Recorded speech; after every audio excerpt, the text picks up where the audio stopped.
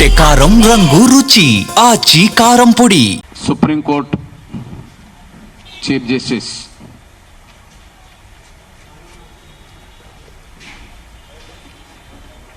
గవాయి గారి మీద జరిగిన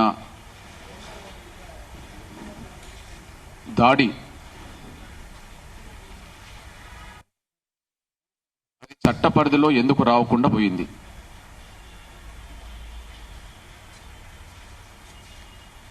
మనకు రాజ్యాంగం ఉంది. రాజ్యాంగ పరిధిలో చట్టాలున్నాయి.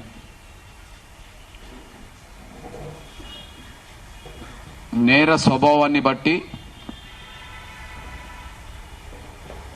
నేరం జరిగిన తీరును బట్టి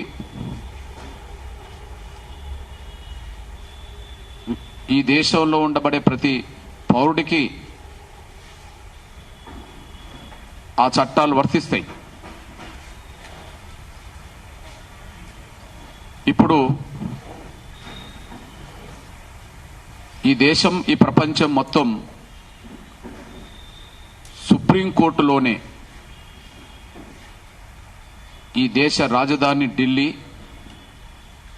దేశ అత్యున్నత న్యాయవ్యవస్థ సుప్రీంకోర్టు తమ కార్యకలాపాలు నిర్వహిస్తున్నది ఢిల్లీ నుంచే.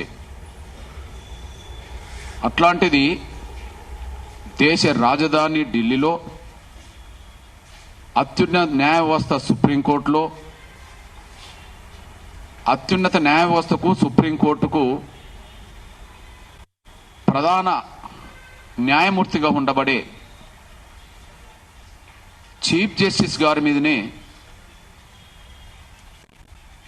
దాడి జరిగింది. ఆ దాడి న్యాయమూర్తుల ముందు జరిగింది, న్యాయవాదుల ముందు జరిగింది, దేశం ముందు జరిగింది, మీడియా ముందు జరిగింది. ఇది ప్రపంచానికి మొత్తం తెలిసిపోయింది. అయినప్పటికీ దాడి జరిగి వారం గడుస్తున్నప్పటికీ, వారం అవుతున్నప్పటికీ దాడికి పాల్పడ్డ ఆ వ్యక్తి మీద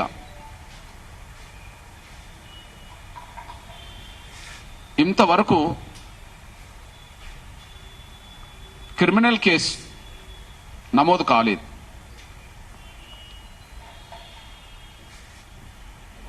దాడి చేసిన వాళ్ళు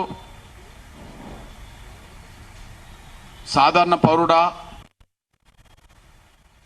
లేదా అతనికి అత్యున్నత పదవులకు సంబంధించిన ఉన్న వ్యక్తి అంతో సంబంధం లేదు. దాడి చేశాడా లేదా అనేదే చట్టం ముందు అందరికి సమానంగా భావించాల్సి వస్తుంది. ఆ వ్యక్తి సీజే గారి మీద చెప్పుతో దాడి చేసిండనే విషయం రికార్డ్ అయిన తర్వాత కూడా ఎందుకు ఢిల్లీ పోలీసులు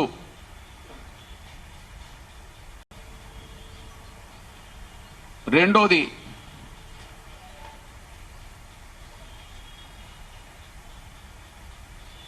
కొన్ని సంఘటనలను మీడియా ద్వారా చూసి, లేదా పేపర్ల ద్వారా, ప్రింటో ఎలక్ట్రానిక్ మీడియా ద్వారా చూసి పోలీసులు సుమోటో కేసు నమోదు చేస్తారు. కొన్ని సంఘటనలను మీడియా ద్వారా తెలుసుకున్న న్యాయమూర్తులు కూడా ఈ కేసును వెంటనే నమోదు చేయండి అని చెప్పి న్యాయమూర్తులు కూడా కేసులు నమోదు చేయించిన చరిత్ర ఈ దేశంలో కనిపిస్తున్నది. ఒక సీజే దళితుడు,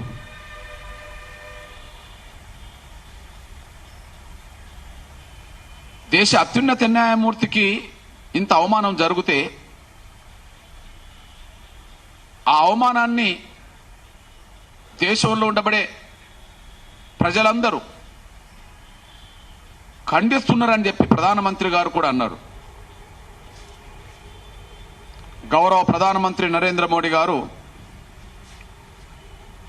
సీజే మీద జరిగిన దాడిని ఉద్దేశించి ఆయన ట్వీట్ చేశాడు. జరిగిన దాడి పట్ల ప్రతి భారతీయుడు ఆగ్రహం వ్యక్తం చేస్తున్నాడు అని. అంటే ప్రతి భారతీయుడికి ఆగ్రహం కలిగించే అంత దాడి అనేదే కదా. మన సమాజం ఇలాంటి అనాగరిక చర్యలను అంగీకరించదు అని. ఈ దాడిని గౌరవ ప్రధానమంత్రి నరేంద్ర మోడీ గారే అనాగరిక చర్య అని చెప్పగలిగిండు కదా. ఇది పూర్తిగా ఖండించదగ్గదని చెప్పగలిగిండు కదా. భారత ప్రధానమంత్రి స్పందనే భారతీయులందరి స్పందన. భారత ప్రధానమంత్రి గౌరవ నరేంద్ర మోడీ గారి స్పందనే భారతీయులందరి స్పందన.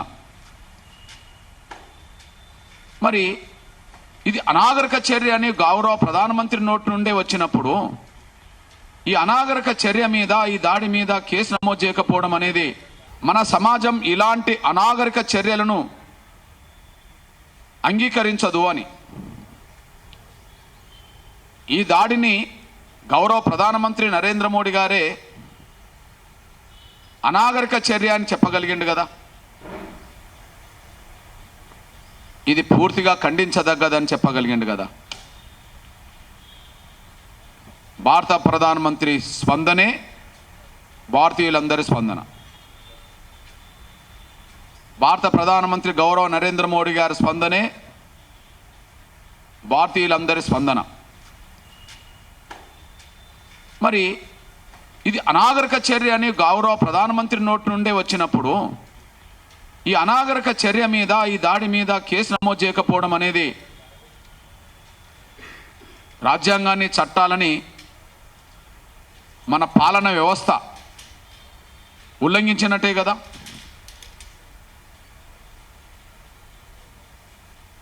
అంత దాడి గురవుతూ కూడా ఆ దాడి గురైన సమయంలో ప్రధానమంత్రి గారే ఆయన ట్వీట్ చేసిన దాంట్లోనే ఉన్నది. దాడి గురవుతున్న సమయంలో కూడా చాలా సీజే గారు సంయమనం పాటించాడు, చాలా గొప్ప భూమిక పోషించాడు అని చెప్పి అభినందించాడు. దాడిని అనాగరిక చర్యగా చెప్పాడు. దాడికి గురైన సీజే గారి పట్ల చాలా అభిమానాన్ని, గౌరవాన్ని కూడా ఆయన ప్రదర్శించాడు. అంత అనాగరిక చర్య మీద కేసు నమోదు చేయకపోవడం ఏంది? అంత గౌరవంగా ఉన్న ఆ సీజే గారిని ఇంత అవమానించిన తర్వాత కూడా సుమోటో కేసు ఎందుకు నమోదు కాలేదు, పోలీసులు ఎందుకు చర్య చేపట్టలేదో జవాబు చెప్పాల్సిన బాధ్యత దేశ అత్యున్నత రాజధాని అయిన ఢిల్లీ పోలీస్ యంత్రాంగానికి, ఢిల్లీ ప్రభుత్వానికి కూడా ఉన్నదనే విషయం కూడా మేము స్పష్టం చేస్తున్నాం. ఇకపోతే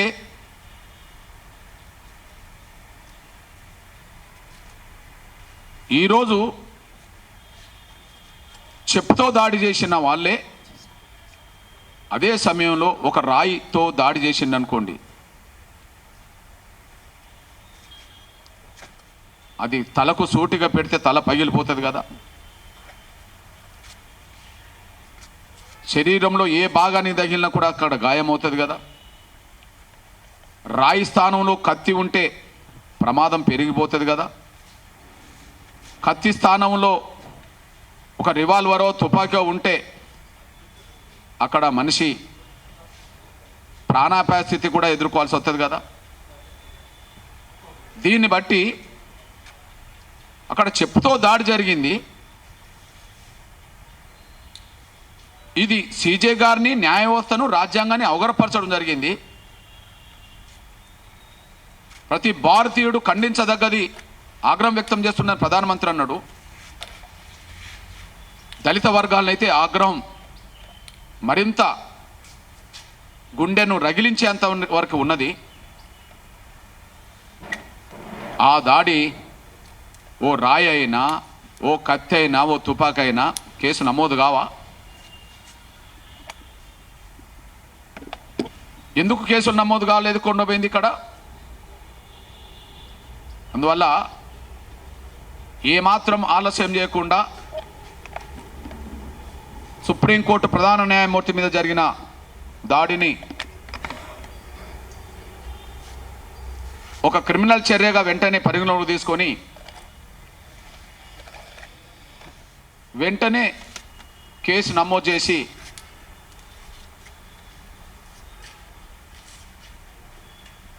ఆయనను అరెస్ట్ చేయాల్సిందిగా, చట్టపరమైన చర్యలు తీసుకోవాల్సిందిగా మేము డిమాండ్ చేస్తున్నాం.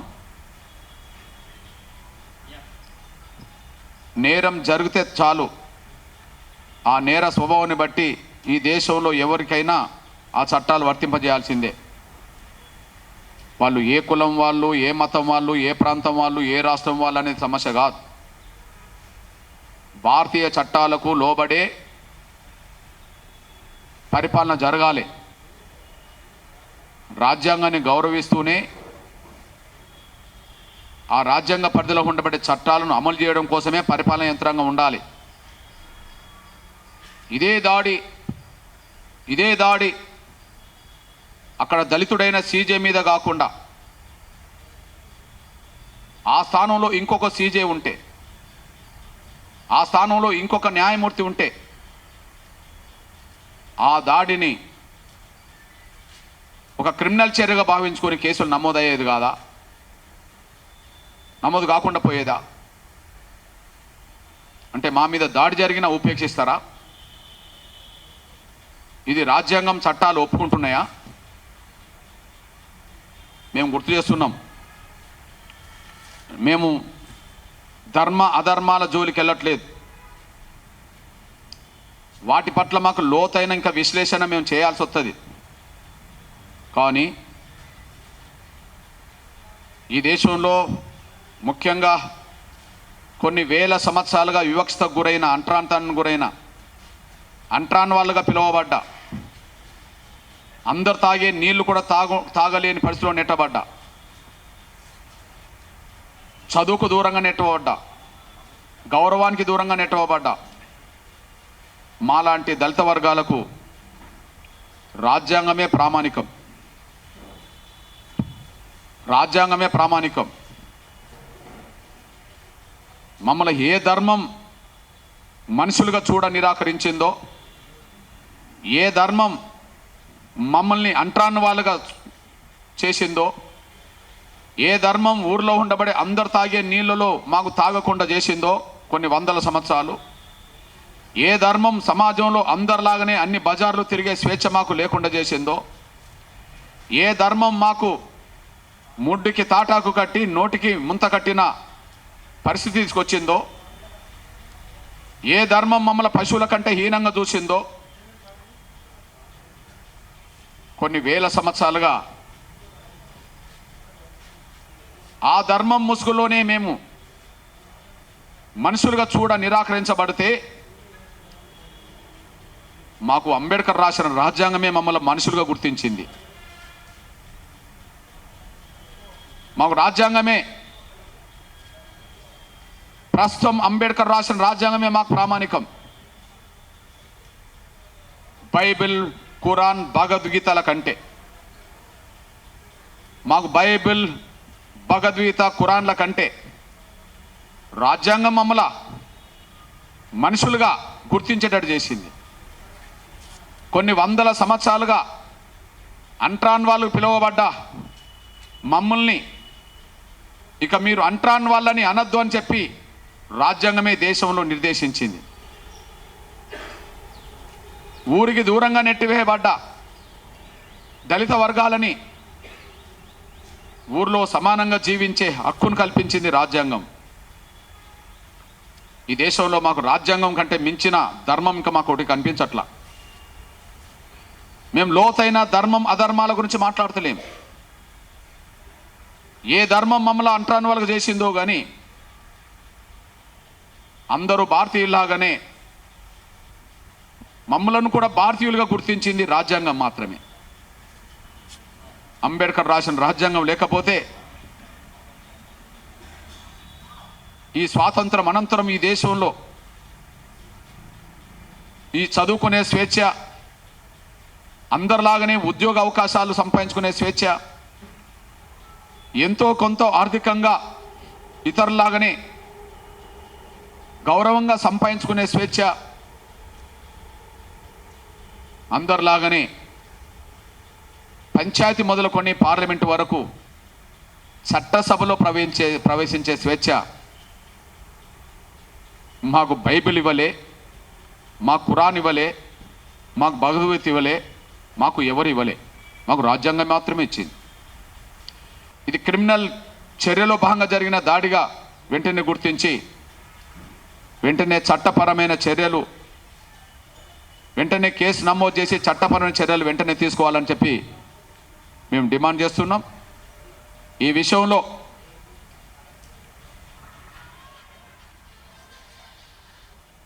దాడిని ఖండిస్తున్నట్టుగానే ఖండిస్తూ ఉపద్ఘాతాలు చేసే వాళ్ళ సంఖ్య పెరిగింది.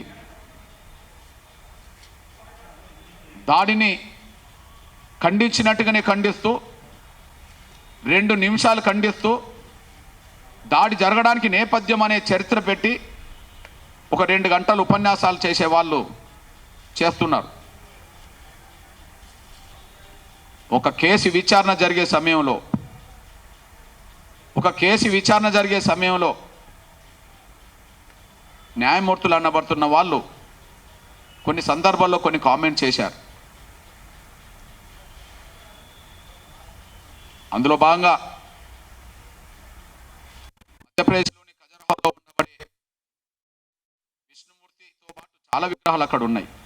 శంకరుడిది ఉన్నాయి, అందరివి ఉన్నాయి, శివుడిది ఉన్నాయి, అందరూ ఉన్నాయి. ఆ విగ్రహాల్లో విష్ణుమూర్తి విగ్రహం అంతకుముందే కొంత విరిగిపోయింది కాబట్టి దాన్ని మళ్ళీ పునరుద్ధరించుకునే అవకాశం సుప్రీంకోర్టు ఇవ్వాలని చెప్పి కేసు నమోదైన చరిత్ర అది. వాస్తవానికి ఈ కేసు సుప్రీంకోర్టు పరిధిలో రాదని, అక్కడ పురావస్తు శాఖ పరిధిలో ఉన్నదని, అక్కడికి వెళ్ళి ఇది పరిశీలించుకోవాలని, అక్కడ ఆ దేవుణ్ణి పూజించాలని కొన్ని కామెంట్ చేసిన మాట వాస్తవం. ఒకే కొన్ని విశ్వాసాలకు సంబంధించిన విషయాలకు వచ్చినప్పటికీ కొంతమందికి అది బాధ కలిగించిన మాట కూడా వాస్తవమే కావచ్చు. కానీ ఈ విషయంలో వెంటనే తేరుకున్న సీజే గారు నాకు అన్ని మతాల పట్ల గౌరవం, విశ్వాసం ఉన్నదని, నేను బుద్ధుడిగా బౌద్ధ ధర్మాన్ని ఆచరిస్తున్నా, నేను హిందూ దేవాలయాల్లో కూడా నేను వెళ్తానని, అన్ని మత విశ్వాసాలకు సంబంధించిన దేవాలయాల దగ్గరికి నేను వెళ్ళానని, అపార్థం చేసుకోవద్దని కూడా ఆయన చెప్పడం జరిగింది. అయినప్పటికీ ఈ దాడి జరిగింది. నిజంగా ఆ స్థానంలో ఒక సీజే దళితుడు కాకపోతే 2 రోజుల్లోనే ఇంత వివరణ ఇచ్చిన తర్వాత కూడా ఈ దాడి జరిగింది కదా.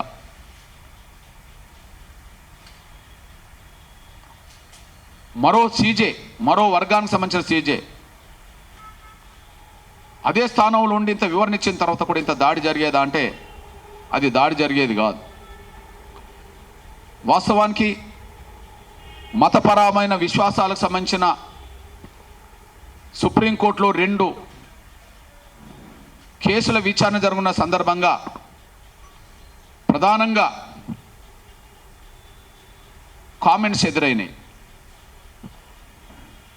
సాధారణంగా ఒక విచారణ జరుగుతున్నప్పుడు పక్కపక్కనే జడ్జిలు కొన్ని విషయాలు మాట్లాడుకుంటారు, అది మనకు కొన్ని వినబడవు. కామెంట్స్ జడ్జిమెంట్లు కావు. కానీ ఇంతకంటే కామెంట్స్ వచ్చిన సందర్భాలు మత విశ్వాసాలకు సంబంధించిన విషయాల్లోనే 2 ఉన్నాయి. చాలా ఉండవచ్చు, నేను 2 ఎగ్జాంపుల్ తీసుకొస్తున్నాను. మనందరికీ తెలుసు అయోధ్య రామ మందిరం కేసు. అయోధ్య రామ మందిరం సంబంధించిన కేసు విచారణ జరుగుతున్న సమయంలో, అయోధ్య రామ మందిరం సంబంధించిన కేసు విచారణ జరుగుతున్న సమయంలో అయోధ్యలో రామ మందిరం నిర్మించాలని చెప్పి వేసిన పిటిషన్దారులను ఉద్దేశించి జడ్జీలు మాట్లాడిన కామెంట్స్ ఏంటంటే, రాముడు అయోధ్యలోనే పుట్టిండని ఆధారం ఏంటి అని. ప్రతి భారతీయుడు విశ్వాసం ఏంటి వాస్తవానికి? ఇప్పుడు ప్రతి భారతీయుడు విశ్వాసం ఏంటి వాస్తవానికి? రాముడు అంటేనే అయోధ్య గుర్తుకొస్తుంది.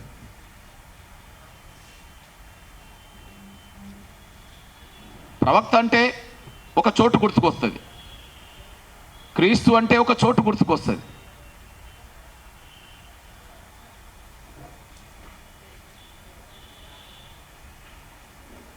కానీ జడ్జి రాముడు అయోధ్యలోనే పుట్టిండని చెప్పడానికి ఆధారం ఏంటి అని అడుగుతాడు.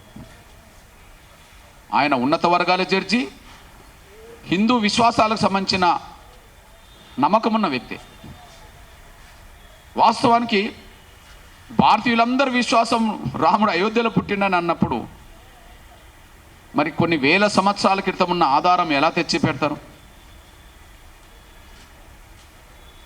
ఇది ప్రతి భారతీయుడి ఆగ్రహం కలిగించేదే కదా. కానీ అట్లాంటి కామెంట్ చేసిన ఆ ఉన్నత వర్గాల హిందూ విశ్వాసాలకు సంబంధించిన అభిమానించే, గౌరవించే ఆ జడ్జి మీద ఇట్లాంటి దాడి జరగలేదు, నీకు తెలియదా అని చెప్పి ఒక విమర్శ కూడా రాలేదు. రాముడు ఎక్కడ పుట్టిండని భారతీయుల విశ్వాసమో అది మీకు తెలియదా అని చెప్పి ఓ ప్రధాన విమర్శ జరగలేదు, దాడి జరగలేదు. అంతేకాదు, రాముడు రఘువంశానికి సంబంధించిన వ్యక్తి కదా. ఇప్పుడు అక్కడ కానీ ఇక్కడ కానీ ఆ వంశానికి సంబంధించిన వాళ్ళు ఎవరైనా ఉన్నారా అని అడిగింది. ఆ వంశానికి సంబంధించిన వాళ్ళే అడగాలని ఏమైనా ఉన్నదా? ఆ వంశం వాళ్ళే పిటిషన్దారులై ఉండాలా? ఇది నిజంగా రాముడి పట్ల గౌరవం, ఆరాధన ఉండే వాళ్ళకి ఇది ఆగ్రహం కలిగించాల్సిన మాటే కదా. ఒక రఘువంశం సంబంధించిన వాళ్ళే రాముడిని గొప్ప రాజుగా లేదా దేవుడిగా భావించుకోవాల్సిన అవసరమే లేదు కదా. మూడవది, ఆ ప్రాంతానికి అంటే అయోధ్యకి దైవత్వం ఎందుకు ఆపాదిస్తున్నారు అని అడిగాడు. అరే, రాముణ్ణి దేవుడిగా భావించే విశ్వాసాలు గల్ల ప్రజలకి రాముడు పుట్టిన స్థలాన్ని దైవత్య ప్రాంతంగా, దేవుడే జన్మించిన ప్రాంతంగా చెప్పుకుంటారు కదా. కానీ ఆ ప్రాంతానికి దైవత్వం ఎందుకు ఆపాదిస్తున్నారు అనే మాట కూడా జడ్జి మాట్లాడాడు. దీని మీద ఎలాంటి విమర్శ లేదు, దాడి లేదు. ఆ దేవుడి దగ్గర పూజ చేసుకోండి అని నన్నందుకు దాడి జరిగిందేమో కానీ, పురావస్తు శాఖ దగ్గరికి వెళ్ళి అక్కడ తేల్చుకోండి అన్నందుకు దాడి జరిగిందేమో కానీ, దళితుడు సీజే మీద, రాముడు ఎక్కడ పుట్టిండు అన్న దాని మీద దాడి లేదు. రాముడు రఘువంశానికి సంబంధించిన వ్యక్తే కావచ్చు, కానీ ప్రతి భారతీయుడి హృదయంలో రాముడు ఉన్నాడు అనే విషయం అందరికీ తెలుసు. ఆ ప్రాంతం దేవుడు పుట్టిన ప్రాంతంగా భావించుకునే విశ్వాసాలకు సంబంధించిన వాళ్ళు ఉన్న విషయం తెలుసు. ఆయన ఇట్లాంటి కామెంట్స్ జడ్జీలు చేసినప్పుడు ఎలాంటి నెగిటివ్ ప్రతిస్పందన లేదా ఆ జడ్జీల మీద విమర్శ, దాడి ఏనాడు జరగలేదు కదా. అంటే హిందూ విశ్వాసాలకు సంబంధించిన జడ్జీలు ఇంత ప్రశ్నలు వేసినా ఆ ఉన్నత వర్గాల జడ్జీల మీద దాడి జరగలేదు. కానీ ఇవాళ ఒక దళితుడైన గవాయి గారి మీదనే దాడి జరగడం అంటే, అవును మీరా మా మీద కామెంట్ చేసేది, ఇంతకాలం మిమ్మల్ని ఊరికి దూరంగా పెట్టాం, ఇంతకాలం మిమ్మల్ని అంట్రాన్ వాళ్ళగా చేశాం, అంట్రాన్ వాళ్ళ ఇప్పుడు మాకు తీర్పులు ఇచ్చేది, ఊరికి దూరంగా నెట్టివేయబడ్డ వల్ల మాకు తీర్పులు ఇచ్చేది అనే ఒక అభిప్రాయమే కదా. మరి రాజ్యాంగం లేకపోతే, న్యాయ వ్యవస్థ ఆ న్యాయ వ్యవస్థ లేకపోతే సీజే దళితుడై ఉండేవాడా? అంటే జీర్ణించుకోని శక్తులే కదా ఈ దాడికి పాల్పడ్డ విషయం. ఇక రెండోది విశ్వాసాలు రాజ్యాంగం. విశ్వాసాలు రాజ్యాంగం. ఇంకో విశ్వాసానికి సంబంధించిన కేసే శబరిమల కేసు. శబరిమల అయ్యప్ప దేవాలయంలో పూజలు చేసుకునే అవకాశం స్త్రీలకు లేదనేది విశ్వాసం. కానీ సుప్రీంకోర్టులో విచారణ జరుగుతున్నప్పుడు ఎక్కడనైనా లింగ వివక్షత ఉండకూడదు అనేది తీర్పు వచ్చిన సారాంశం. ఎక్కడనైనా స్త్రీ పురుషుల మధ్యలో లింగ వివక్షత అనేది ఉండకూడదు అనేది తీర్పు సారాంశం. ఆ తీర్పు రాకముందు జరిగిన ఆర్గ్యుమెంట్స్ చాలా దేశంలో చాలా చర్చలు లేపినాయి. మరి విశ్వాసం ఒకటవుతే తీర్పు ఒకటి వచ్చేసింది. విశ్వాసం ఒకటవుతే తీర్పు ఒకటి వచ్చేసింది. ఆ తీర్పు ఇచ్చింది కూడా హిందూ విశ్వాసాలకు సంబంధించిన, అదే సమయంలో ఉన్నత వర్గాలకు సంబంధించిన జడ్జీలే ఆ తీర్పునిచ్చారు. మరి విశ్వాసాలు అంగీకరించవు. తీర్పు రాజ్యాంగంలో లోబడి, చట్టాలకు లోబడి స్త్రీ పురుషుల మధ్యలో సమానత్వాన్ని ఉండే విధంగా తీర్పు వచ్చేసింది. అట్లాంటి జడ్జీల మీద కూడా ఎలాంటి విమర్శ, దాడి జరగలేదు. కానీ కేవలం సీజే దళితుడు కాబట్టినే నువ్వు ఇట్లాంటి కామెంట్ చేస్తావా అనే ఒక పద్ధతిలో దాడి చేసిందే కాకుండా ఇంకా సమర్థించుకునే వాళ్ళు కనిపిస్తున్నారు. కానీ మా అభిప్రాయం, గౌరవ ఈ దేశ ప్రధానమంత్రి నరేంద్ర మోడీ గారి అభిప్రాయమే ఈ దేశ పౌరులందరి అభిప్రాయంగా మేము భావిస్తున్నాం. ఎందుకంటే ఆయన గొప్పగా మాట్లాడిన దాంట్లోనే మళ్ళీ నేను చదివినిపిస్తున్నా. సీజేపై జరిగిన దాడి పట్ల ప్రధాని స్పందన వెంటనే ఫోన్ చేసి జరిగిన దాడి పట్ల ప్రతి భారతీయుడు ఆగ్రహం వ్యక్తం చేస్తున్నాడు అని. ఇది ముమ్మాటికి వాస్తవం. మన సమాజం ఇలాంటి అనాగరిక చర్యలకు తావివ్వదు అన్నది. ఇది అనాగరిక చర్య అనే విషయం వాస్తవం. ఇది పూర్తిగా ఖండించదగ్గదనే విషయం. దయచేసి హిందూ మతం విశ్వాసమా, క్రైస్తవ మతం విశ్వాసమా, మహమ్మదీయ విశ్వాసమా కాదు. నేరం జరిగిన దాన్ని బట్టి నేరస్తుడా కాదనేదే తేల్చాలి. ఇది విశ్వాసాలకు సంబంధించిన విషయం కాదు, దాడికి సంబంధించిన అంశం. ఈ దాడి ఇవాళ చెప్పుతో దాడి జరిగింది. కాళ్ళకు చెప్పున్నది, జేబులో రాయి తీసుకొని పోతే, జేబులో కత్తి తీసుకొని పోతే, జేబులో రివాల్వర్ తుపాకీ తీసుకొని పోతే ఆ దాడి తీవ్రత పెరిగేది కదా. దాడే కదా. కాబట్టి దాడిని బట్టి, నేర స్వభావాన్ని బట్టి, నేరం జరిగిన తీరుని బట్టి సంబంధిత చట్టాలు ఉన్నాయి. ఆ చట్టాలు ఏమైనా అని అడుగుతున్నాం. ఆ చట్టాలను అమలు చేసే ఢిల్లీ ప్రభుత్వ యంత్రాంగం, పోలీస్ యంత్రాంగం ఎందుకు తమ విధులు న్యాయబద్ధంగా చట్టానికి లోబడి ఎందుకు నిర్వర్తించలేదని అడుగుతున్నాం. ఇప్పటికైనా నిర్వర్తించాలని కోరుతున్నాం. ఇది మా విజ్ఞప్తి, మా డిమాండ్. మళ్ళీ చెప్తున్నాం, మమ్మల్ని ఏ ధర్మం మనుషులుగా చూడ నిరాకరించిందో మాకు తెలియదు. ఏ ధర్మం మాకు ఊర్లో ఉండబడి అందరితో సమానంగా మంచినీళ్ళు తాగే స్వేచ్ఛ కొన్ని సంవత్సరాలు దశాబ్దాలు, శతాబ్దాలు లేకుండా చేసిందో మాకు తెలియదు.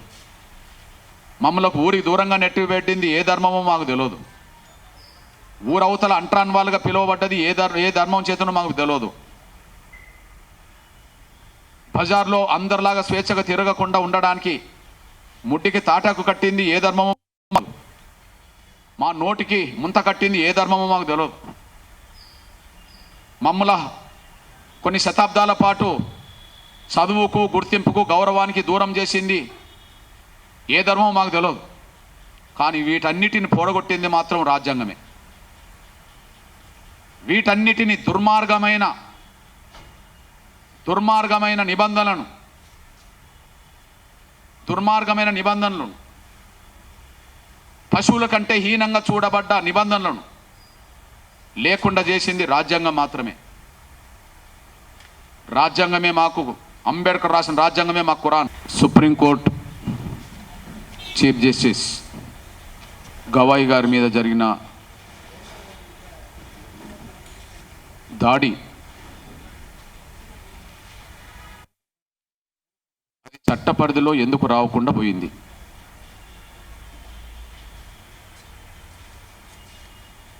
మనకు రాజ్యాంగం ఉంది, రాజ్యాంగ పరిధిలో చట్టాలు ఉన్నాయి. తెరకొట్టే కారం రంగు రుచి ఆచి కారం పొడి.